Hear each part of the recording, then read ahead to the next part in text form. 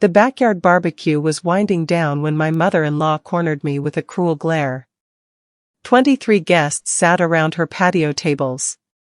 Fellow parishioners, distant cousins, neighborhood folks, and every single one of them had just devoured a feast I spent 6 solid hours preparing. She put down her iced tea, waited until the entire crowd fell dead silent, and smirked. Truly, Myra, if you disappeared tomorrow, not a single soul would notice. The surrounding guests exploded into laughter. My husband Derek, his sister Brenda, Uncle Ray, even a visiting couple who barely knew my name joined in. I stared down at my paper plate. A single hot dog, slathered in yellow mustard, with sweet pickle relish pushed to the side. I lifted it up, chewed a deliberate bite, and looked right into her eyes.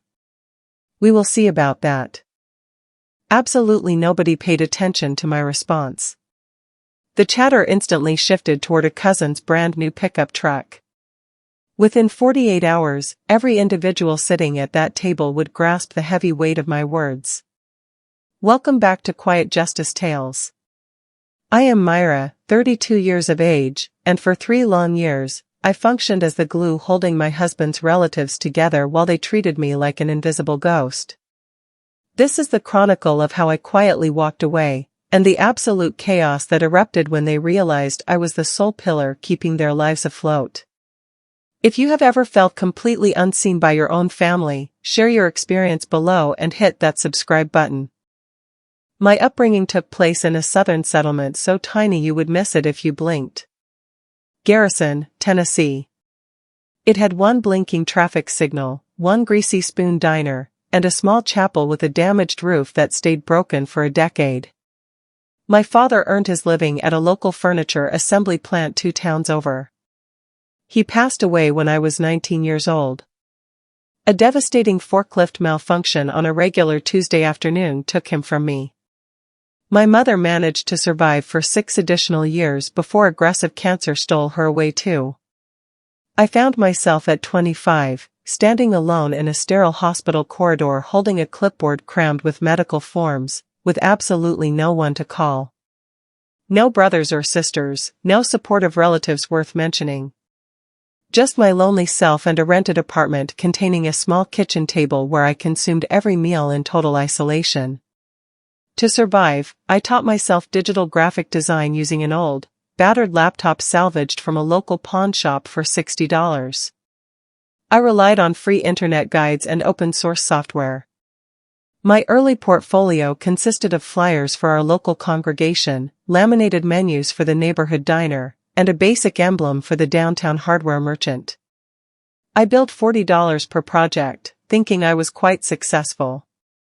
Eventually, I managed to save enough money to attend a nearby junior college, completing 2 intensive semesters of business administration, just enough to grasp how to generate professional invoices and manage my personal tax filings. Around that time, I crossed paths with Derek Smallwood at our annual county fair. He was volunteering at a game booth hosted by the community fire crew. He possessed massive hands and an easygoing grin. On our second date, he presented me with a bundle of fresh meadow blossoms. They were not purchased from a florist, he had picked them by hand from the open pasture located directly behind his mother's property.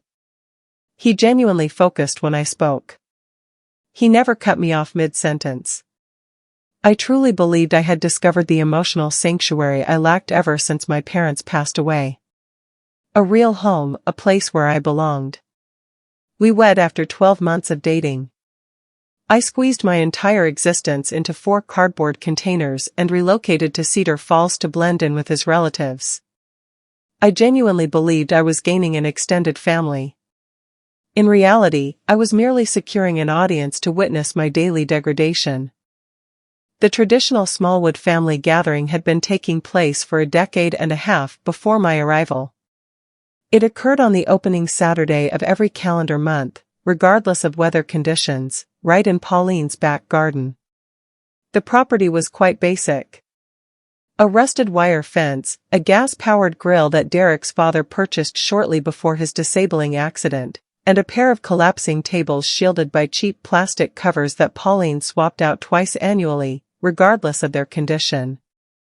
Between 20 and 30 visitors routinely arrived. Extended cousins, local church members, and a handful of neighbors who showed up solely for the complimentary food and lingered for the town rumors.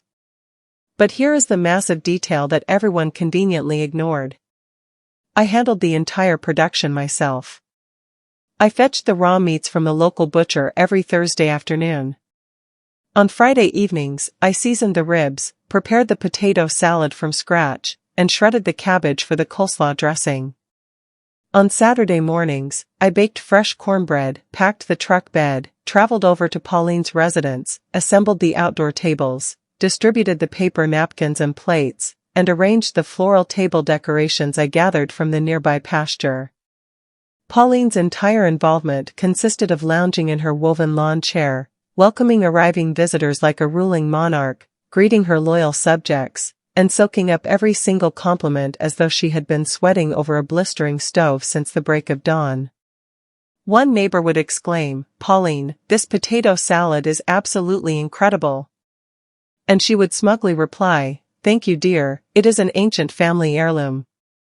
It was actually my recipe, passed down directly from my late grandmother, one of the precious few physical connections I retained from my mother. Yet, I chose to remain silent. I convinced myself that keeping the peace was more important. The meals tasted wonderful. The guests enjoyed themselves. And challenging Pauline on her own territory felt exactly like striking a hornet's nest with a tiny twig. Derek failed to notice my effort entirely, or if he did observe it, he chose to keep his mouth shut. That was exactly how he handled most difficulties in his life. The automotive website basically manages itself, he once boasted to Uncle Ray while discussing their garage operations.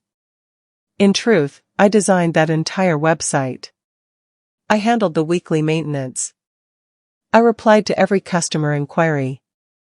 Derek did not even possess the login credentials for the hosting platform. To be fair, Pauline Smallwood had earned her status, and I recognized that.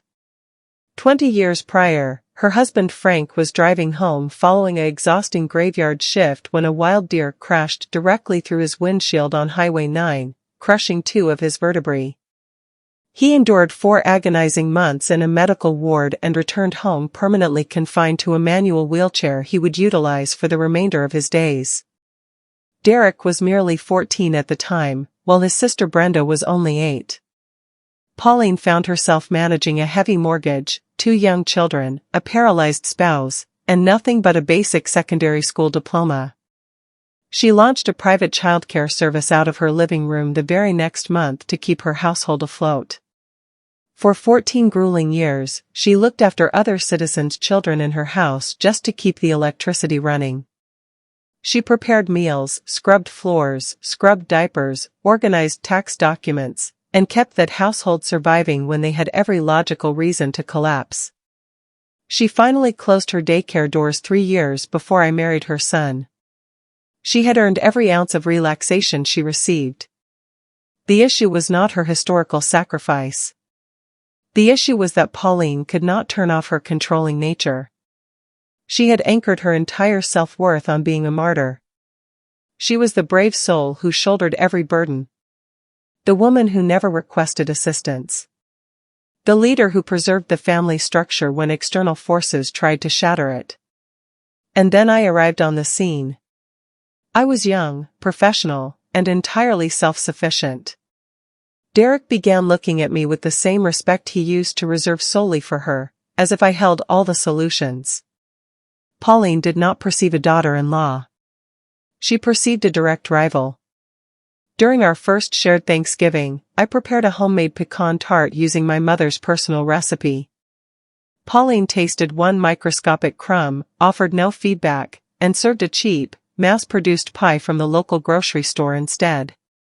When the dinner guests inquired about the evening dessert, she simply gestured toward the cardboard packaging. Derek's new bride attempted it, bless her sweet heart, she remarked dismissively. The evening prior to that holiday, Derek had received an urgent phone call from Pauline. He remained huddled on the line for 20 minutes. When he finally disconnected, his shoulders were incredibly rigid. I gently inquired about the problem. "It is nothing," he muttered. "Just mother acting like herself." Brenda was 28 years old and occupied Pauline's dark basement. She had registered for a beauty school program the year before my marriage to Derek, walked away after a single semester, and had not attempted any career since. She held a low-wage, part-time position at the gas station on Highway 12. It provided enough funds for her cigarettes and fuel, but nothing toward household expenses. Pauline handled all her bills. Brenda never confronted me openly, but her resentment was palpable in the way she monitored my movements. You could see her jaw clench whenever Derek brought up a design layout I had created. She possessed that same desperation I felt at 22, the painful kind that makes you stare at everyone else's achievements and wonder why your own life refuses to launch. The distinct difference was that I had actively worked to alter my reality. Brenda directed her frustration into open malice. She referred to me as the maid whenever I was busy working in Pauline's kitchen, making sure it was loud enough to reach my ears but quiet enough to deny if confronted. On one occasion, she purposefully knocked an open container of barbecue marinade directly onto my digital equipment case. She snickered about the accident. Pauline simply smirked. Not a soul offered an apology. Then there was Uncle Ray, Pauline's older sibling, 65 years old, retired from a manufacturing facility in Murfreesboro, and widowed 3 years prior. The monthly barbecue represented the absolute entirety of his social calendar. He maintained his position at the gathering using the same method Brenda employed, public mockery. "You certainly know how to arrange a platter, young lady," he barked across the garden one afternoon. "It is a pity that is the limit of your capabilities." The entire yard erupted in laughter. He fully intended it as a humorous jab. Perhaps it genuinely amused them. Pauline leaned back in her chair and smiled broadly. It was during our second Thanksgiving together that her hostility peaked. A few drinks into the evening, before the plates were even cleared from the table, she glared at me from across the dining room and murmured under her breath, "You were never anything more than a temporary visitor in this household." Derek heard the remark clearly. I know he did. Instead of speaking up, he simply reached for the gravy boat. My husband never hurled insults at me. He never raised his volume. He never explicitly stated that I did not belong. His method of betrayal was far more passive. Every single time Pauline threw a sharp jab in my direction, I would look to Derek for support, and every time he would avert his eyes or let out a pathetic, soft chuckle that sounded like air escaping from a damaged inner tube.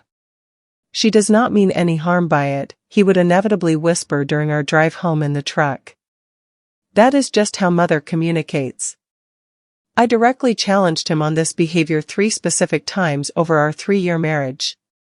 Each conversation followed the exact same pattern.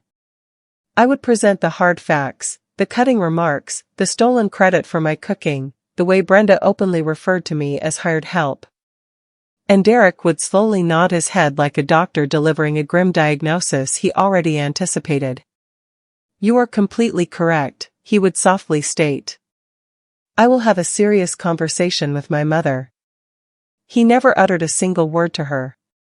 The 3rd time I brought it up, I informed him that I intended to skip the upcoming family barbecue.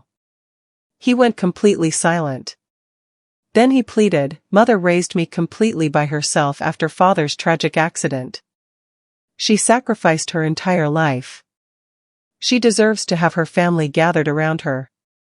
Myra, please do this for me." So, I relented. I always relented.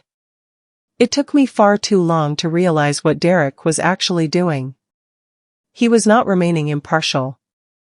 There is absolutely no such thing as neutrality when your spouse is being publicly degraded at your parents' table and you choose to reach for food instead of showing some backbone. Remaining silent is a deliberate choice. Derek made his choice every single month.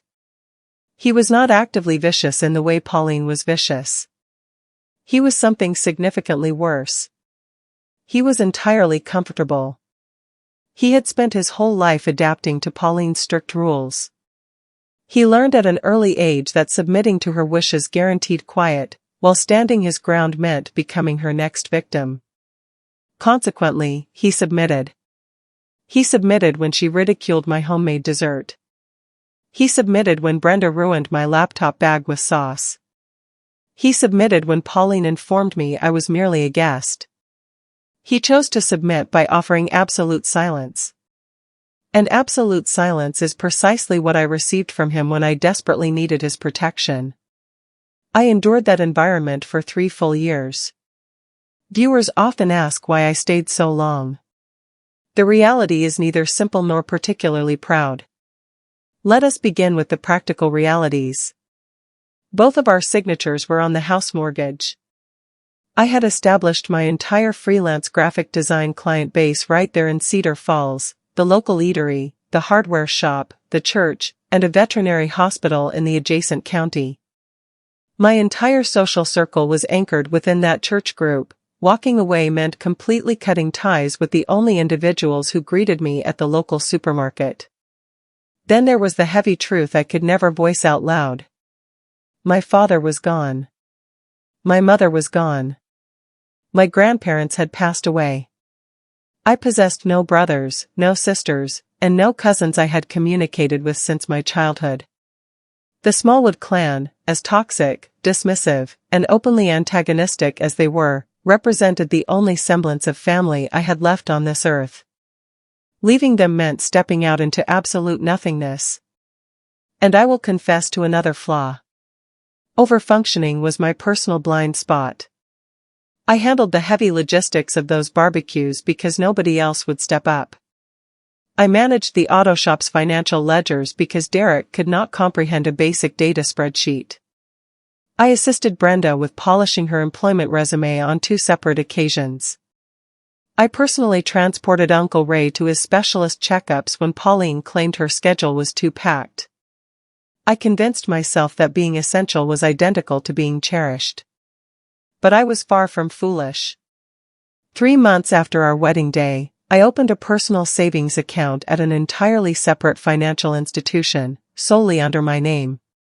I deposited $100 every single week and kept the account completely hidden from Derek. By the time that July barbecue arrived, the one featuring the hot dog incident, my balance stood at exactly $14,200. I had also secretly investigated apartment rentals in Asheville, North Carolina on 3 independent occasions. I memorized the average monthly cost for a small studio.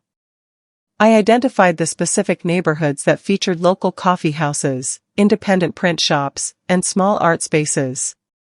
I was constructing a meticulous escape route the same way I handled my professional design work, quietly, capably, and entirely on my own. The only element I lacked was a single catalyst powerful enough to make me pull the trigger. Then Pauline handed me exactly what I needed. The fateful July gathering arrived. I initiated my preparations at 7 o'clock in the morning. I marinated the meat sections overnight. I assembled the potato salad completely from memory, utilizing my late grandmother's exact recipe, the very one Pauline publicly claimed as her own creation. I baked 2 large iron skillets of fresh cornbread. I transferred the entire catering load into the rear of the truck. I drove over to Pauline's house, erected the heavy outdoor tables, secured the plastic covers against the afternoon breeze, and arranged the wildflower decorations in glass jars while Pauline monitored my labor from her shaded lawn chair, sipping a glass of sweet tea. "You overlooked a dirty patch on that far table," she barked. "I already cleared it," I responded flatly. 23 individuals eventually walked into the yard. The ribs pulled away from the bone beautifully. The potato salad was completely consumed within 30 minutes. Uncle Ray packed his plate high 3 separate times. A church acquaintance named Carol informed Pauline that the cornbread was the most delicious she had ever tasted. Pauline smiled and said, "Well, I introduced a secret splash of honey to the batter this year." I did not utter a word of correction. I simply poured myself a cup of lemonade and took a seat at the very edge of the gathering. Suddenly, the group conversation shifted toward the concept of relatives. Someone brought up a relative's newborn infant. Pauline leaned forward in her chair, lifting her glass high, making sure her voice carried across the entire garden. Family is the absolute center of existence. True blood connection is everything. She fixed her gaze directly upon my face. The entire table plunged into an uncomfortable silence for a split second. It was that highly specific brand of quiet that occurs when an entire room knows a cruel blow is about to land. In all honesty, Myra, if you vanished tomorrow, not a single person here would even notice your absence. The resulting laughter erupted from every corner of the yard. Derek let out a brief, nervous chuckle. Brenda produced a loud, cackling sound. Uncle Ray delivered a deep, booming laugh as though he had been anticipating that punchline all afternoon. The neighbors, the extended cousins, even the parish couple who had just finished eating my baked goods joined in. I stared down at my plate. A single hot dog, mustard, relish. I lifted it to my mouth, chewed one slow bite, and looked directly back at Pauline. We will see about that. She blinked in surprise. Then a guest brought up the football team's summer training schedule, and the crowd moved on. Nobody cast another glance in my direction. They had no reason to. My decision was already finalized. You recognize that exact sensation when a whole room is laughing and you suddenly realize you are the target of the joke? When you have dedicated your entire existence to a family that views you as mere background decor. If you have ever occupied a seat at a table where you performed all the physical labor but received zero validation, drop a response in the comments section. Let me know I am not alone in this. And if you have not done so yet, make sure to hit that subscribe button, because the action I took next was something they never anticipated. Our journey home took place in total, suffocating silence. Derek clicked on the truck radio. A standard country track played. Some melody about an open tailgate and a girl. He casually hummed along with the beat. By 10 o'clock that evening, he was sound asleep on the living room sofa with the television remote resting on his chest and a half-empty beer losing its carbonation on the side table. I stood quietly in the kitchen frame and simply watched him breathe. 3 whole years. 3 years of enduring, she does not mean anything by it. 3 years of watching my grandmother's potato salad credit stolen, handling barbecue sauce purposefully spilled on my professional equipment bag, and being reminded that I was merely a temporary guest in a household I was actively feeding, financing, and maintaining with my own 2 hands. I moved with absolute stealth. A single travel bag, my design laptop, device cords, my international passport, my official birth certificate, the hard copy of my hidden savings balance, 1 week's worth of basic wardrobe, and the framed photograph of my mother from my bedside table, the precious one where she is laughing naturally at a joke my father made, her head tilted back, her hand resting gently on his sleeve. I slipped my gold wedding band off my finger and placed it directly on the kitchen island next to the salt shaker. I chose not to draft a departure letter. There was absolutely nothing left to clarify to a man who had dedicated 3 years of his life to ignoring my voice. At 2 o'clock in the morning, I backed my vehicle out of the driveway with my headlights switched completely off until I gained the primary roadway. Stopping at a gas station along Highway 9 under the harsh bright lights, I systematically blocked every single Smallwood connection in my contact list. Derek, Pauline, Brenda, Uncle Ray, every distant cousin, and every church acquaintance who had laughed at that afternoon table. Then I faced my own reflection in the rearview glass, my eyes entirely tearless, my jaw firmly set. I muttered the words aloud just to experience the sound. We will see about that. The highway leading south was completely deserted. I tuned the radio to an instrumental station and drove until the town of Cedar Falls was reduced to nothing but a receding name on a highway marker I had already left far behind. The cheap roadside motel on the outskirts of Knoxville carried the heavy odor of chemical rug shampoo and lingering stale tobacco. I sat perched on the edge of the mattress at 6 o'clock in the morning with my travel bag still zipped closed and my laptop resting precariously on my knees. Suddenly, the massive reality of what I had just executed crashed down upon me like a heavy sack of stones. I possessed no family, no partner, and no in-laws who would ever ring to see if I was safe, though that final realization brought far more comfort than sorrow.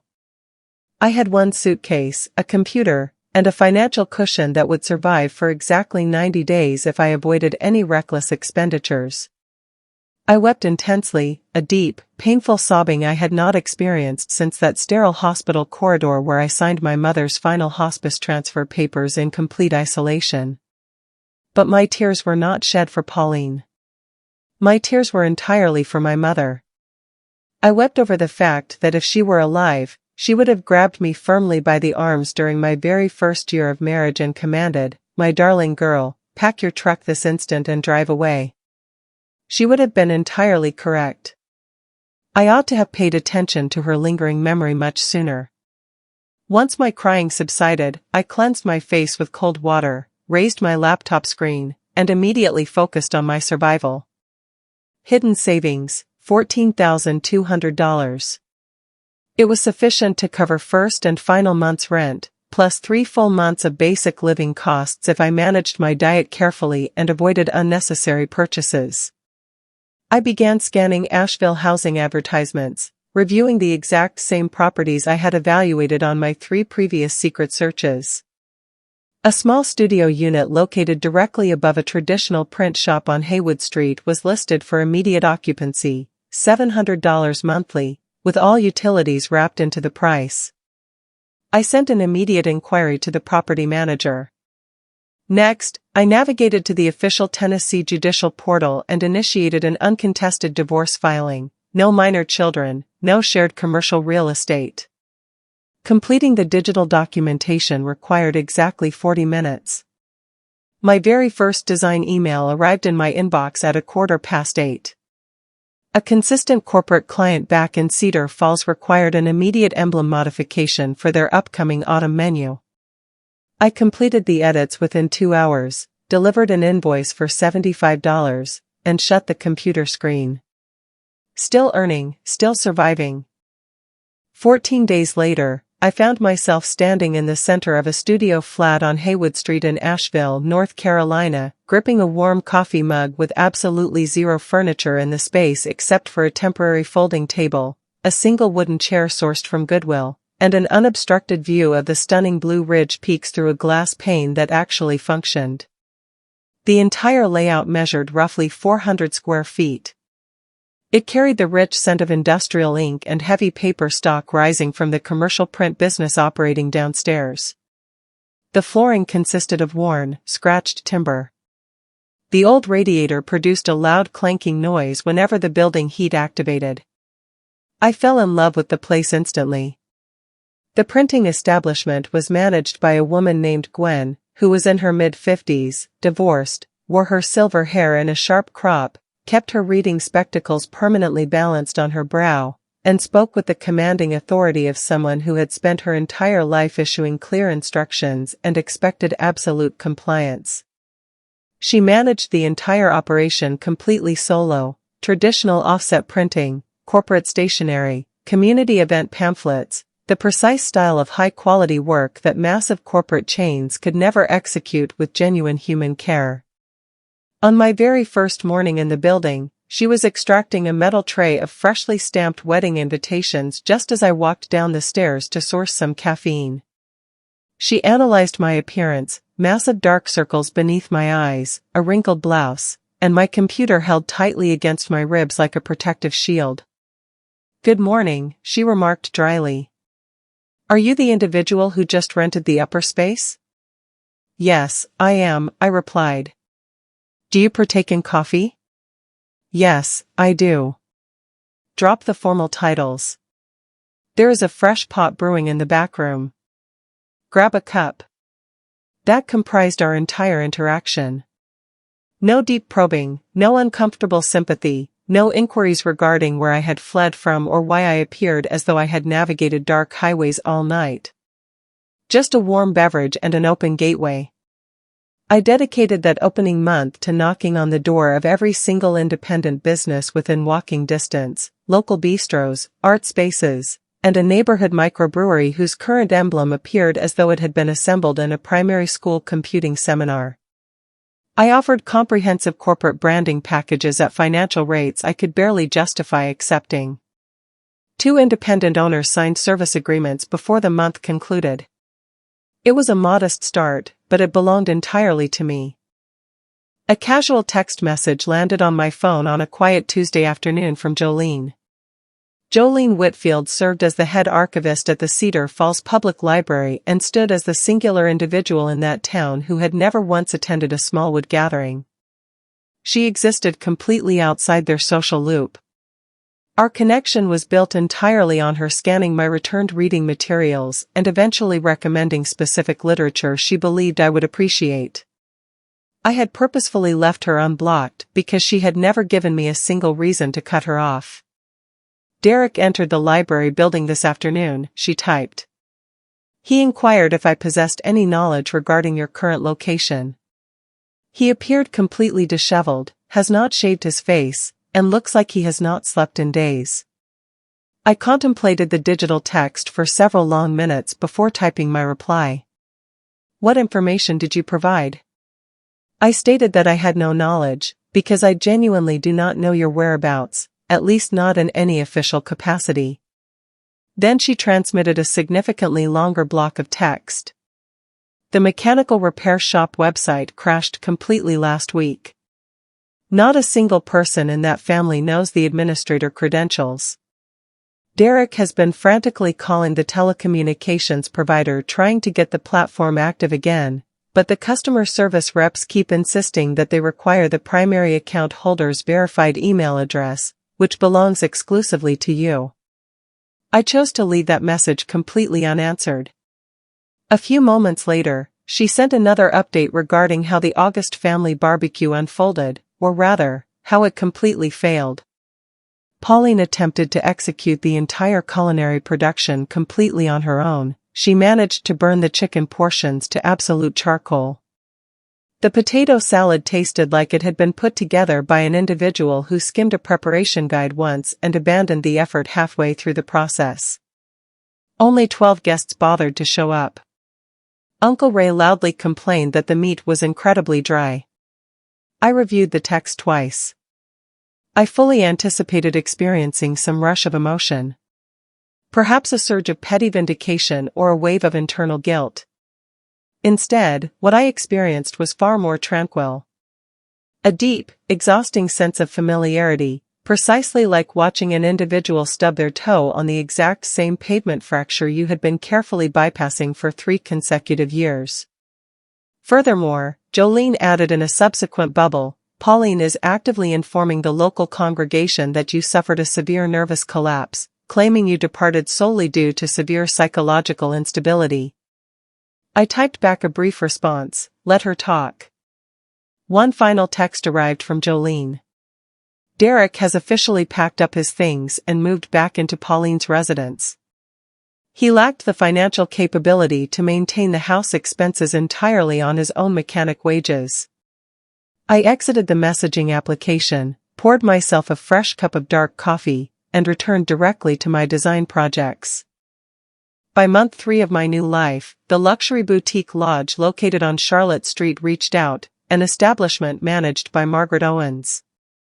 The proprietor, a 68-year-old former secondary school administrator who transitioned into the lodging industry the way some women invest their retirement into backyard landscaping, had discovered my professional business card attached to the corkboard at Gwen's print shop. She required a comprehensive corporate transformation, a fresh emblem, a modern website, exterior signage, customized room access cards, and an elegant morning breakfast menu layout. She possessed a total project budget of $4,500 and a creative concept she could not quite vocalize beyond wanting it to feel welcoming yet deeply refined, like a premium-aged bourbon. I dedicated 2 solid weeks to constructing the creative proposal, assembling 3 distinct concept displays, curated typography matches, and organic color palettes extracted directly from the mountain views framed by her lobby glass.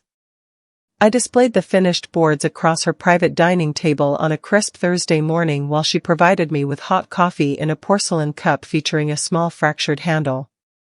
She analyzed the design boards in absolute silence for 1 full minute. Then she raised her eyes to mine and remarked, "My dear, this is the exact vision I held in my mind but could never find the words to describe. Where on earth have you been hiding yourself?" I nearly burst out laughing. Hiding was the literal definition of what my life had consisted of for years. Gwen handled the physical printing of the final proofs for our corporate exhibition. By that stage, we had established a routine of sharing morning caffeine most days of the week. It was nothing rigid, just 2 self-employed women who operated solo, recognizing that working in close proximity to another human being made the days easier. "You are actively fleeing from a past situation," Gwen observed one morning, sliding a freshly printed stack of cardstock menus across the wooden counter. I gathered the items up, checked through the pages, and verified the ink alignment. "I am actively running toward a future situation," I countered gently. "There is a massive distinction between the two." She cast a look in my direction that indicated she did not fully accept my explanation, but respected my boundaries enough to drop the matter. Margaret delivered a beautiful, handwritten note of appreciation when the corporate transformation officially went live. I secured it to my studio drywall with a metal pin.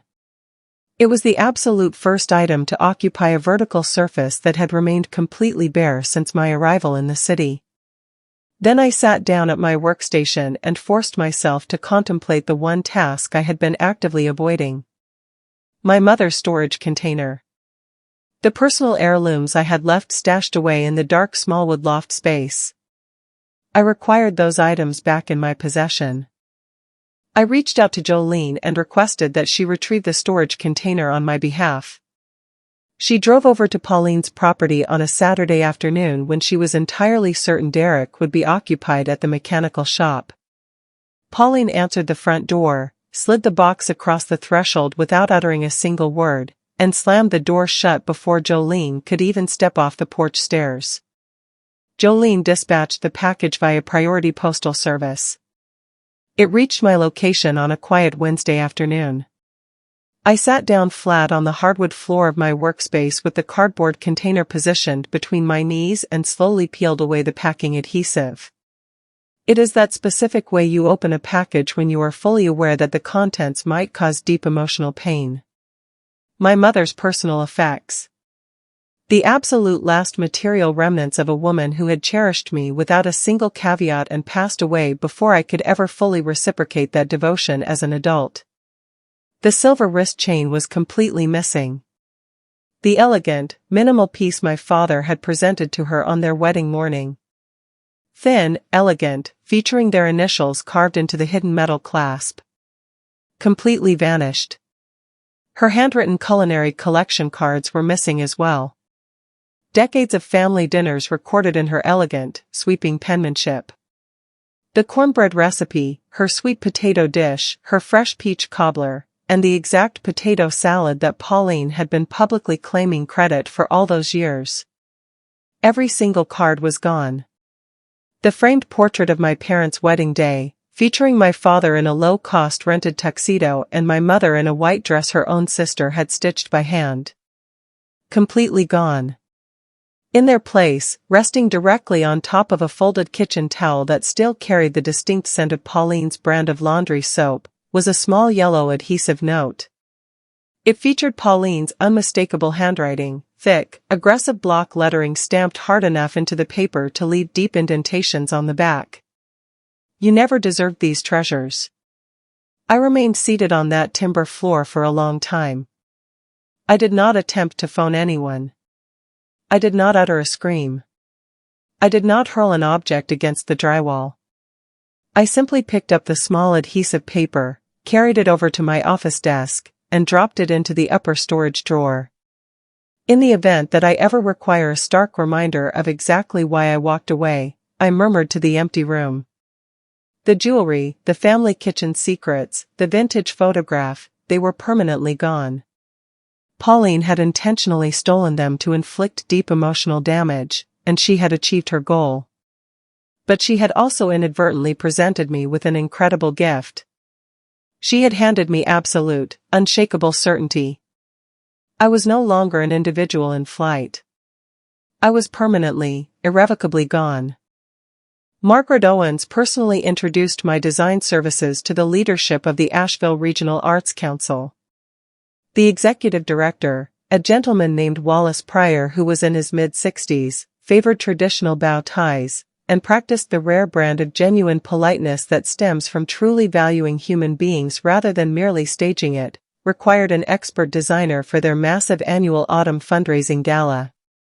The project encompassed invitations, evening programs, large-scale venue banners, digital media visuals, and a comprehensive aesthetic theme for the entire gathering. The total contract value was fixed at $8,000, a sum larger than I had ever generated in a single calendar month during my entire professional journey. I constructed and delivered that project pitch as though my actual survival hung in the balance, because in many practical ways, it truly did. Wallace phoned my office 2 days following our meeting. "Ms. Harper," he stated warmly, "I had officially reverted to using my mother's maiden name for all my professional endeavors. Our leadership team would love to secure your services for this initiative." The selection panel was entirely unanimous in their decision. I disconnected the line, sank back into my office chair, and pressed my palms completely flat against the wooden desk surface until my fingers stopped trembling. That very same week, I finalized a commercial lease for an authentic design storefront located just 2 blocks away from Gwen's print shop. It was a 500-square-foot commercial space featuring a massive display window and a front entrance that locked securely. I coated the interior walls in a soft white tone, mounted my professional design portfolio prints, and commissioned custom lettering for the glass, Harper Creative. Gwen arrived to assist me with the final installation of the window graphics. She stepped back onto the pavement, tilted her head slightly, and read the text out loud. Harper Creative. That possesses an incredibly professional ring to it. It represents my mother's family name, I explained softly. It felt entirely appropriate. She presented me with a bottle of sparkling wine, the inexpensive variety featuring a white plastic stopper, and we consumed it out of heavy ceramic mugs right there on the city sidewalk while the evening sun dipped below the mountain ridges. For the first time in more months than I cared to count, I experienced the distinct sensation of existing in a space that was intentionally molded around my identity rather than constantly pushing against it. My mother's lineage displayed on the front glass, my personal creations gracing the drywalls, and my hands completely steady. The updates from Jolene continued to arrive like regular dispatches from a slow-motion structural collapse. The automotive repair website remained completely dark 4 full months following my midnight departure. Derek had eventually contracted a random freelancer from a cheap digital marketplace, spending $2,000 for a basic template layout that broke down every single time a local truck owner attempted to schedule a maintenance slot.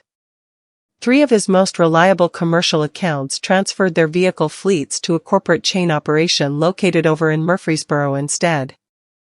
Pauline made a desperate attempt to restore the September family barbecue to its historical standard.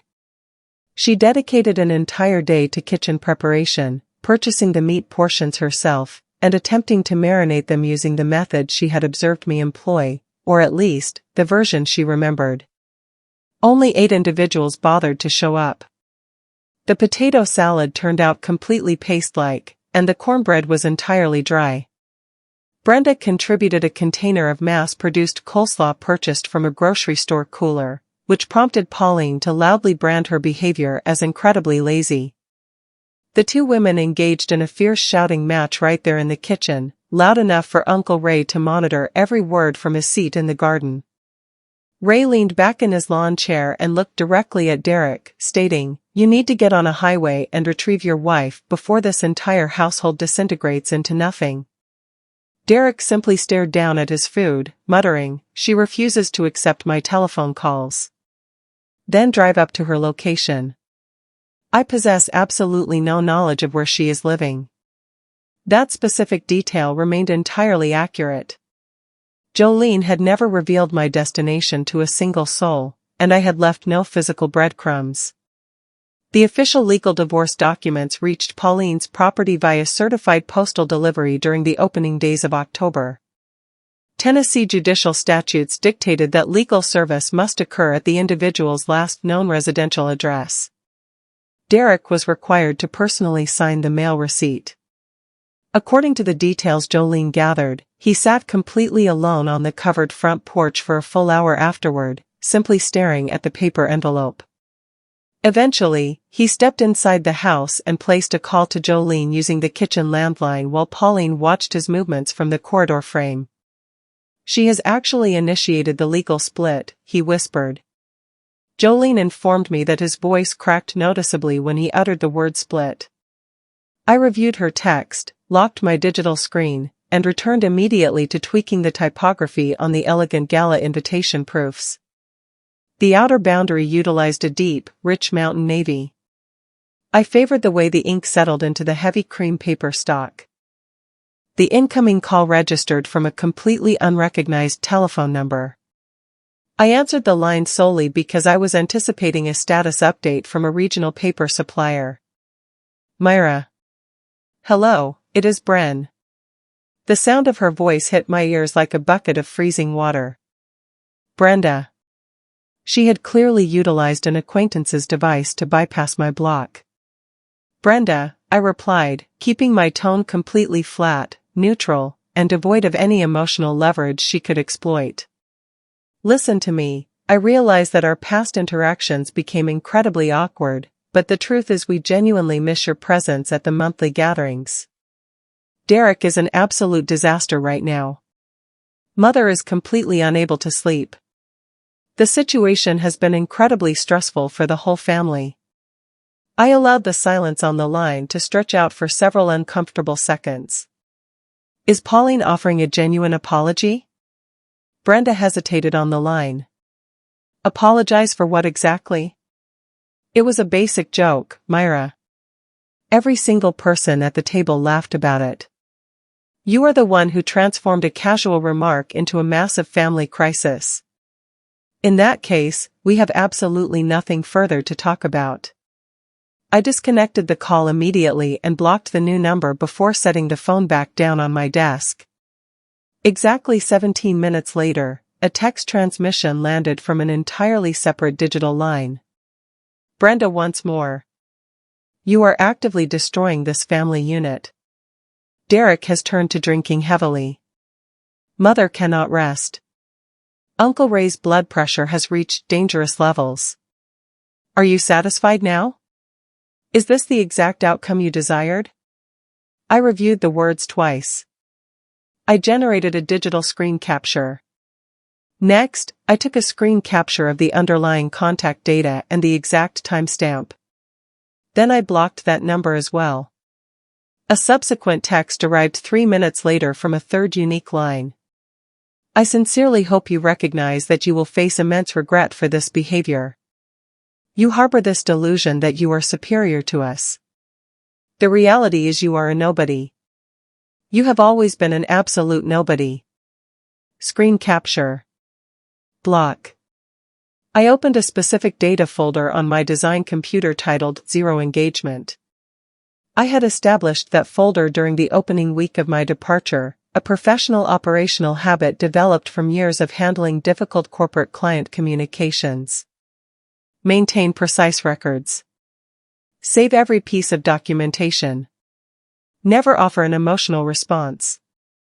I transferred all 3 digital screen captures directly into that folder, sealed the directory, and returned to my large-scale gala banner proofs. The organizing committee had requested that I increase the font scaling by 2 points on the main reception graphic. I executed the layout adjustment, saved the master file, and transmitted the updated proof to the vendor. Brenda's hostile messages remained isolated in a digital repository I intended to never review again unless a legal situation mandated it.